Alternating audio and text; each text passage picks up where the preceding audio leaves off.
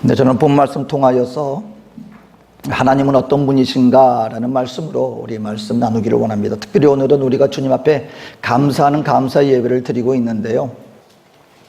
그리고 우리가 살다 보면은 정말 어떤 예의상 감사합니다 하는 그런 감사가 아니라 마음 중심으로 정말 그분 앞에 정말 감사합니다 라는 감사를 드리는 그런 어떤 부분들이 있습니다.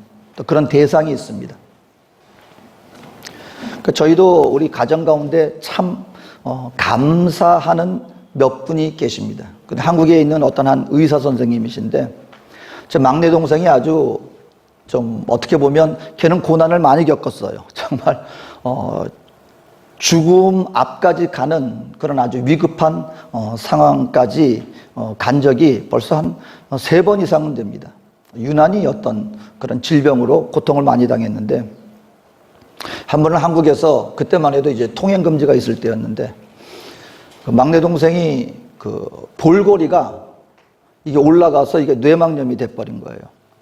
근데 애가 한 3일 동안 그냥 계속 누워서 있다가 화장실 갈 때만 잠깐 화장실 갔다 오고 하루 종일 누워 있는 거예요. 그래서 그냥 그 감기 몸살이겠거니 싶었는데 한 3일째 됐는데 통행 금지가 돼서 밖에 나가지는 못하고 근데 애가 싸늘하게 식어가는 거예요.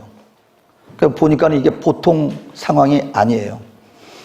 그러니까 이제 통행 금지가 풀리자마자 그냥 불이 나게 밖에 나가서 택시를 잡아 타고 오늘날처럼 뭐 전화로 부를 수가 있는 시스템이면 모르겠는데 그때만 해도 그렇지 않았잖아요. 어쨌든 급하게 밖에 나가서 그냥 지나가는 차량 빨리 잡아서 그때 당시에 순천암병원에 갔더니 수속을 해야 된다고. 애는 지금 죽어가고 있는데 수속해야 된다고 그냥 간호원이 신경을 안 써주고 있는 거예요. 그런데 한 분이 아침 일찍, 새벽이잖아요. 아침 일찍에 출근하시는 의사 선생님이 계시는데 근데 막내 동생을 이렇게 딱 진찰을 왜 그러시냐고. 우리 어머님이 울고 있으니까 왜 그러시냐고. 그래서 얘가 지금 죽어가고 있는데 지금 이렇게 시간이 지체되고 있다고. 근데 그분이 잠깐 이렇게 진찰을 하시더니 보니까는 그분이 마침 그 수술을 하실 수 있는 그 과의 과장님이셨어요. 그러니까는 그 간호사들한테 알아서 처리하고 지금 당장 수술 준비하라고. 그리고 그 자리에서 이제 수술방에 들어가서 겨우 수술을 하고 아이가 목숨을 건졌습니다. 그 아이가 그래서 제 막내 동생이 거기서 수술을 마치고 잘 마치고 치료를 받으면서 겨우 목숨을 건졌어요.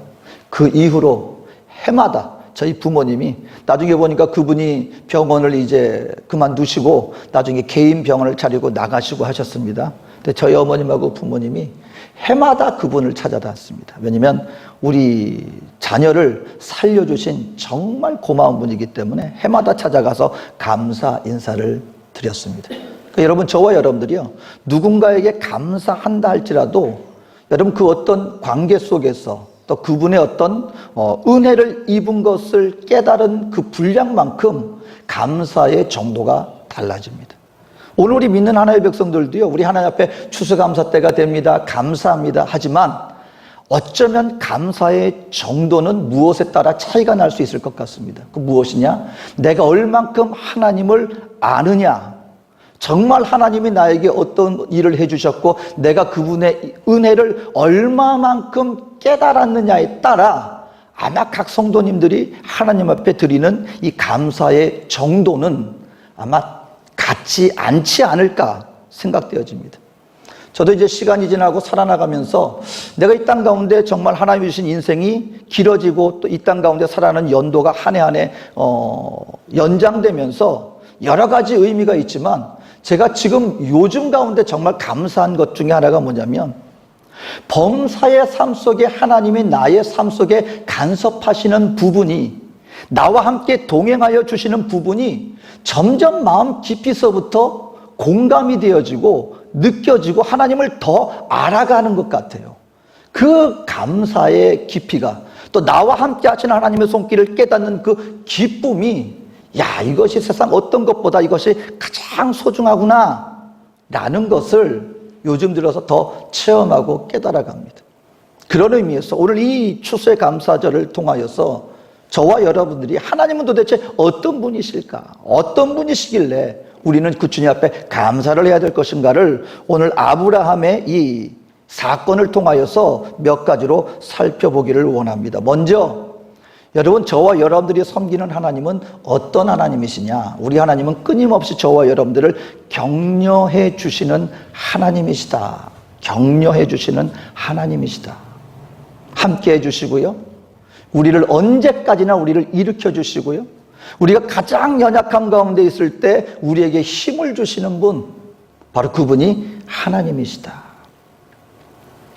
여러분, 우리가 가만 보니까요, 정말 어려운 상황 가운데 처했을 때 좀 가장 아쉬운 부분이 뭐냐면, 가장 어려울 때는요, 그때야말로 누군가가 나와 함께 해줬으면 좋겠는데, 내가 가장 어렵고 힘들고 마음 중심 속에 낭망하여서 정말 힘든 상황 속에 이때 누군가가 나에게 손을 내밀어 주고 나와 함께 해주고 나를 이해해 주고 나의 이 모든 것을 함께 나눌 수 있는 누군가가 있다면 얼마나 큰 힘이 될까. 그리고 우리는 그럴 때 당연히 함께 해줘야죠. 우리는 머리로는 압니다.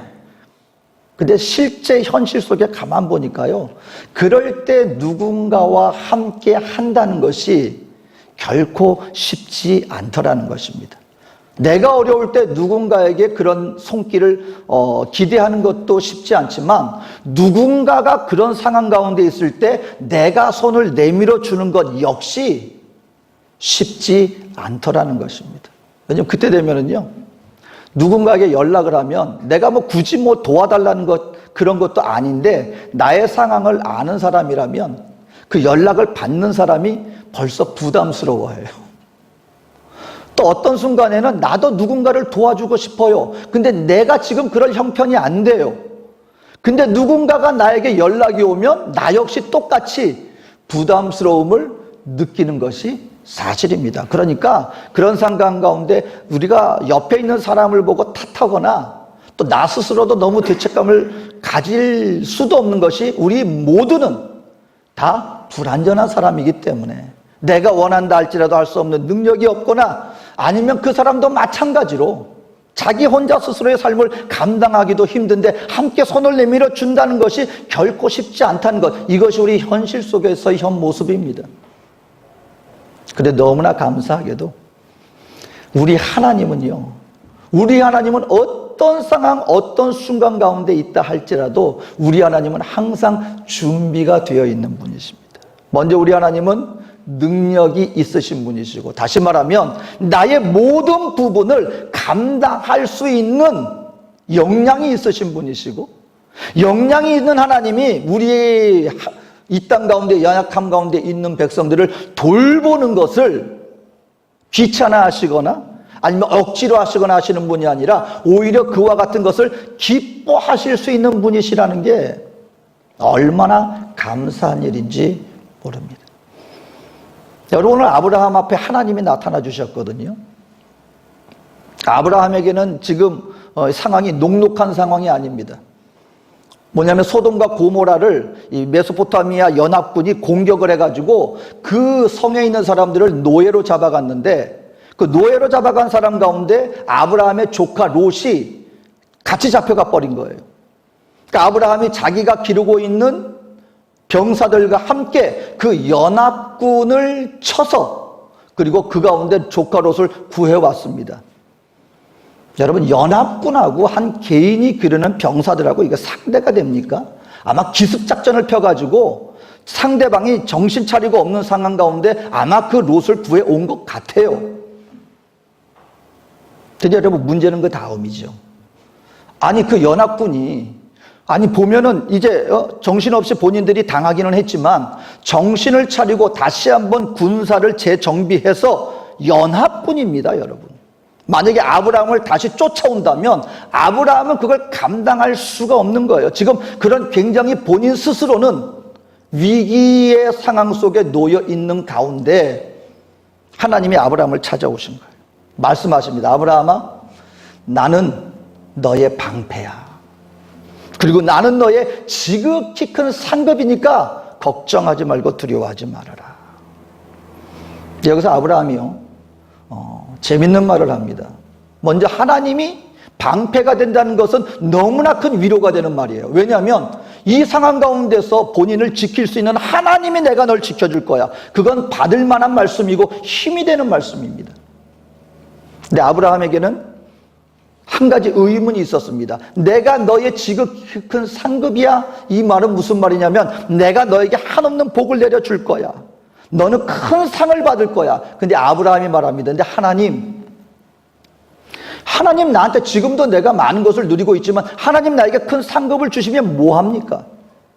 그 이유는 나에게는 아직 자식이 없습니다.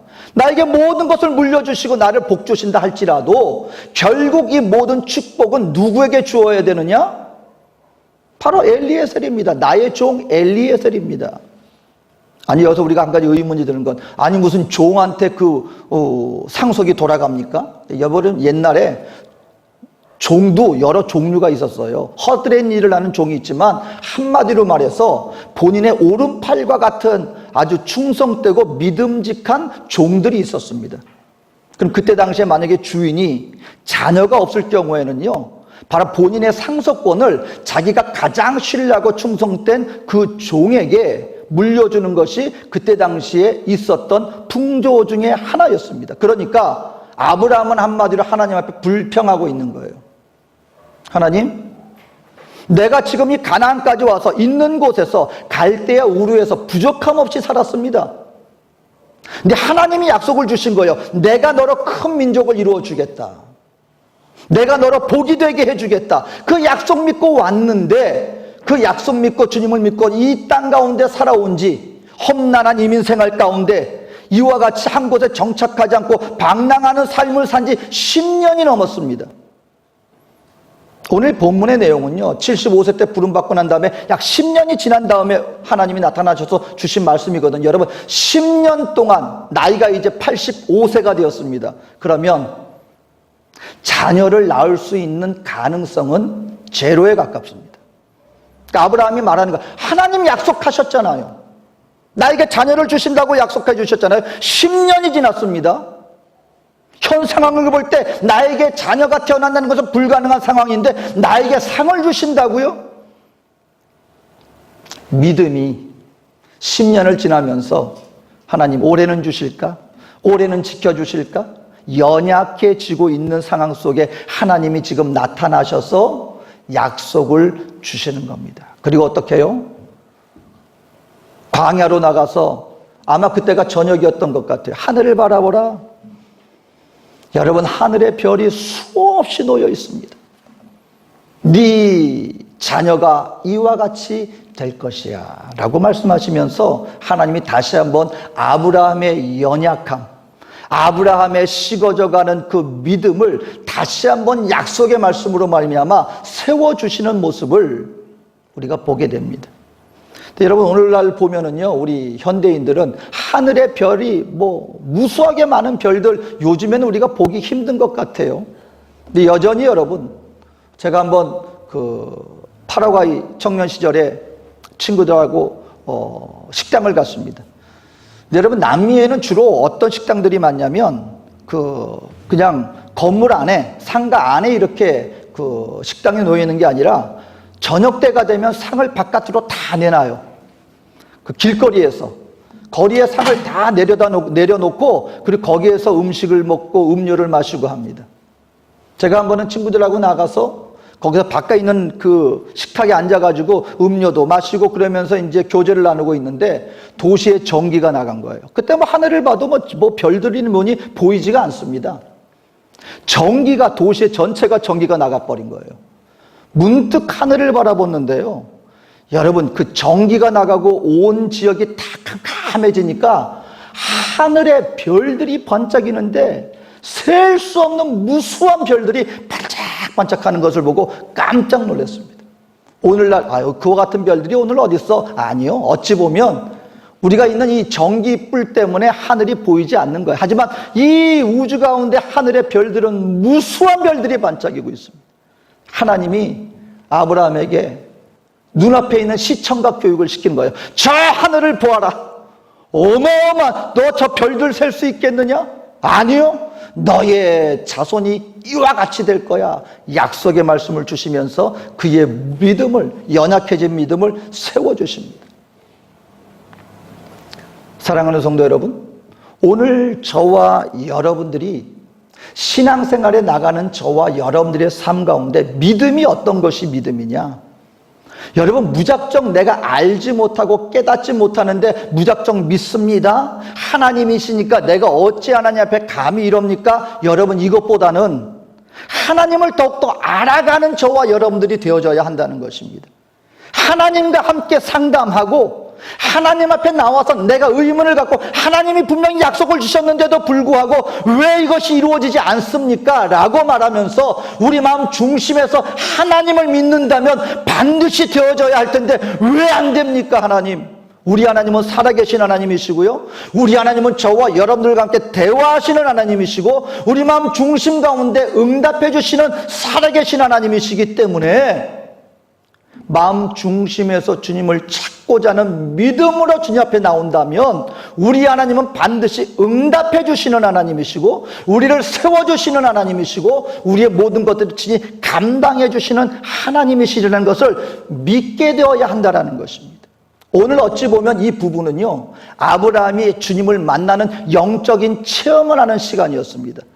어찌 보면 10년이라는 시간 동안 하나님과의 그 어떤 영적 체험이 없고 말씀을 믿는 믿음으로만 살았는데 현실을 보니 되어지지 않는 현실 속에 믿음이 연약해지고 있는 거예요. 그럴 때 주님이 찾아와 주신 것입니다. 그 연약함을 친히 감당해 주시기 위해서. 제가 한 번은 요번에 올해였던 것 같아요.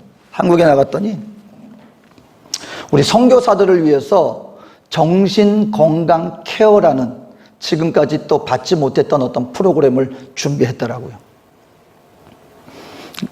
사실 우리 다른 나라는 제가 있어 보지 않았으니까 모르겠지만 중남미에 있으면서 우리 한인 선교사나 목회자들이 이런 어떤 정신이나 정서적인 그 어떤 심리 테스트 같은 거를 해볼 기회는 사실 거의 없습니다. 근데 요번에 하길래 저도 한번, 사실 여기서는 여러분 저 혼자잖아요, 목회자는. 이 포르투갈레그레는. 그러니까 저도 궁금한 거예요. 내가 이렇게 말씀도 전하고 생활해 나가는데 내 심리 정서가 내가 정상인가? 한 번도 받아본 적이 없으니까. 그래서 이제 저도 그것을 신청을 했고요. 이제 질문 테스트가 있더라고요. 다 해가지고 이제 제출을 했어요. 그때 한국 갔더니 이제 신청하신 분들 이제 상담, 이제 거기에 대한 한마디로 진단을 내리는 거예요. 해가지고 갔어요. 저도 이제 궁금했죠. 해가지고 나는 제대로 된 사람인가? 나는 정상인가? 그랬더니 이제 묻더라고요. 왜 신청했냐는 거예요. 그래서 한 번도 나는 태어나서 이런 걸 해본 적이 없기 때문에 과연 내 심리나 정서는 정상인지 아닌지 한번 보고 싶어서 했다. 근데 그 중에 딱 나오는데 그 질문 테스트 중에 진단하시는 선생님이, 이거는 일반적인 심리 테스트에다가 신앙인들을 위한 것이 접목된 거예요. 그러니까 영적인 부분이 함께 포함이 돼가지고 일반 심리 테스트가 아닌 신앙인들을 위한, 목회자나 선교사들을 위한 그런 걸로 이제 접목이 된 거예요. 근데 영성의 부분까지 이제 질문이 있었죠. 그랬더니 저한테 묻는 말이, 선교사님은 영성에 대한 부분이 그러니까 보편적으로 왜 평균 그게 있잖아요. 여러 부분이 있는데 영성의 부분이 다른 거에 비해서 굉장히 더 높다는 거예요. 비교가 할 정도로 높다는 거예요. 근데 그분이 이제 걱정하는 것 중에 하나가 뭐냐면, 이런 성향을 가진 분들이 조심해야 될 것 중에 하나가 뭐냐면 현실을 부정하는 경우가 많대요. 뭐냐면 하나님만 영성을 강조하다 보니까 현실적인 마땅히 해야 할 부분을 등한시하면서 그거 왜 땅이 이 땅에 발이 내딛지 않고 그냥 하늘에서 둥둥 떠 있는 그와 같이 현실을 부정하는 그런 경향을 보일 수가 있는데, 선교사님은 어떻게 생각하십니까? 어떻습니까? 근데 저는 개인적으로는 평소 성향이, 저는 하나님의 임재와 하나님의 능력은 현실 속에서 이루어지는 것이 정상이다라고 믿고 있습니다. 그래서 저는 좀 이렇게 개인적인 성향입니다. 그것이 잘못됐다는 것이 아니라 천국을 왔다 갔다. 또 하나님의 부분. 그래서 우리가 약을 먹어도 안 되고 오직 기도로 저는 그런 것에 대해서는 상당히 좀 부정적인 경향을 갖고 있습니다. 아프면 약도 먹어야 되고요. 병원도 가서 진찰을 해야 되고요. 모든 것을 행하고 난 다음에 안 되는 부분들은 하나님을 의지하는 부분이고, 왜냐하면 저는 주님의 특별한 임재를 체험한 경우가 어떤 기도 속에서 환상을 보고 천국을 왔다 가고 그런 부분이 아니라 나의 가장 현실적인 삶 속에서 주님을 체험했기 때문에 그렇습니다. 현실적으로 내가 가장 연약했다고 생각되어지고 환경적으로도 그 누구에게도 도움을 청할 수 없지만 정말 도움이 간절히 필요했던 그 순간 속에서 저는 기도 가운데 나와 함께 해주신 주님을 체험을 했고, 그 하나님이 이 현실 속에 어떻게 그 모든 순간 속에 역사해 주셨는가를 저는 누구보다도 체험을 했기 때문에 살아계신 하나님을 저는 부인할 수가 없고, 그 하나님은 우리의 환상 속에 상상 속에 역사하시는 하나님이 아니라 가장 실질적인 현실 속에 역사하시는 하나님이라는 것을 매 순간마다 저는 체험했기 때문에 나와 동행하시는 그 하나님은 어디에서 동행하시느냐? 나의 현실 속에 동행하시는 하나님이시다. 저는 이것을 부인할 수가 없습니다. 그래서 약간의 그 얘기를 드렸더니 그 진단하시는 분이 어느 정도 안심을 하시면서 그래도 이상하지 않다, 정상이다라는 그런 어떤 진단을 받고 한편으론 안심을 했습니다. 여러분, 제가 신학교를 다닐 때도요, 오늘날에는 여러분 인터넷으로 번역 다 하지만 저는 그때 청소년 때 남미에 와가지고 그 스페인어로 신학교를 공부하고 하는데, 여러분 그 한 페이지 번역하는데 사전 하나하나 찾아가지고 여러분 한 페이지 번역하는데 몇 시간이 걸려요. 현지인들하고 그거 어떻게 따라갑니까? 제가 아직도 기억해요. 제가 한계에 도달했어요. 밤새도록 공부하고 숙제하고 했는데 제가 3일 밤을 꼬박 샜습니다. 근데 안 되는 거예요. 진도가, 왜냐면 어느 정도 내가 제출해야 될 분량이 있는데 밤새도록 하고 3일 밤을 새고 내 딴에 최선을 다했는데 남은 분량이 어마어마한데 아침 7시면 제출을 해야 돼요. 제가 아직도 기억합니다. 그날 새벽 한 2시인가 돼가지고 아무도 없는 교실 찾아가지고 안 돼요. 여러분, 여기도 해외 나오신 저와 여러분 약간 느낌이 있으시죠? 말 한마디 못하는데 학교 가가지고 말 안 되는 까만 건 글씨고 그걸 견뎌내면서 그걸 또 점수를 내야 되는 그 상황 속에서 엉엉 울면서 나는 안 될 것 같습니다 하나님 했는데요, 그때 그 주님의 그 임재하심이 나를 팍 붙잡아요. 아무것도 바뀐 거 없어요. 근데 내 영혼 속에 주님의 임재가 임합니다. 어떤 마음이 드느냐? 내가 박사 되려고 공부하는 게 아니고 주의 종이 되려고 하나님 뜻 가운데 내가 하고 있는 건데 주님이 나를 인정해 주시는데 뭐가 문제냐? 그리고 힘을 얻었어요. 일어났어요.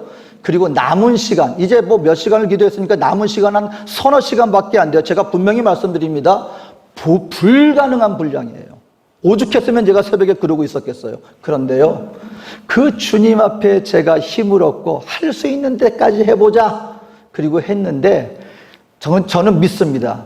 주님이 능력을 주셔서요, 할 수 없는 걸 다 마치게 되었고 목욕 제게 다 하고 아침 7시에 딱 앉았는데 모든 것이 다 이루어졌어요. 저는 그래서 오병이의 기적을 저는 믿습니다. 뭐냐면요, 오병이의 기적은 뭐냐면 하나님이 먼저 음식 양식 어마어마하게 그 떡 5개와 물고기 2개 가지고 여러분 그 5,000명, 남자면 5,000명, 수만 명 음식 됩니까? 안 돼요. 근데 하나님이 축사하시고 제자들한테 갖다 줘 그러는 거예요. 음식이 갑자기 많아진 게 아니에요. 그 조그만 거 가지고 하다 보니 나눠지게 되는 거예요. 우리 인생 가운데 여러분, 내가 할 수 있는 부분 하다 보면 하나님의 은혜가 임하면 할 수 없는 걸 나중에 지나고 보니까 하게 되더라. 저는 이것이 오병이의 기적이라고 믿고 저 역시 그 순간 그 하나님의 기적을 체험했습니다. 좀 가만 생각해 봐요. 하나님이 정말 우리 인생 가운데 내가 내일 일을 장담할 수 있습니까? 제가 올해 들어서 정말 장담할 수 있는 게 없구나. 제 건강에 대해서 저는 자신했었고요. 제가 자동차 운전하는 것에 대해서 자신했었습니다. 여러분, 중남미 있으면서 자동차 가지고 하루에 300km 되는 거 하루에 왔다 갔다 하고, 그 다른 건 몰라도 운전하는 거는 저는 자신이 있었어요. 건강에 대해서 그 남 얘기인 줄 알았습니다. 근데 제가 이제 작년하고 올해하고 제가 톡톡 깨달았어요. 장담할 수 있는 게 없구나. 근데 그때마다 내가 믿을 수 있는 분은 누구밖에 없더라? 하나님밖에 없더라. 하나님밖에 없더라. 우리 하나님은요, 저와 여러분들이 가장 연약했을 때 저와 여러분들 가운데 함께 미리 와주셔서 우리를 붙잡아 주시는 분, 우리가 의지할 수 있는 분, 내 믿을 구석에 있는 분, 바로 그분이 우리 하나님이십니다. 근데 그 하나님은요, 또 오늘 아브라함에게 말씀하십니다. 이걸 아브라함이 믿었어요. 야, 아직까지 생기지 않았지만 저 하늘의 별과 같이 네 자손이 번창케 될 거야. 네 몸에서 난 자가 후사가 될 거야. 아브라함이 믿었어요. 그랬더니 이것을 의로 여겨 주셨더라. 여러분, 의라는 것은 완전한 사람이라는 것입니다. 저와 여러분들이 하나님 앞에 완전하다 인정받을 수 있는 것은요, 다른 거 아니에요. 하나님의 하나님 되심을 인정하는 거예요. 내가 너의 하나님이야. 내가 너의 창조주야. 내가 너의 구원자야.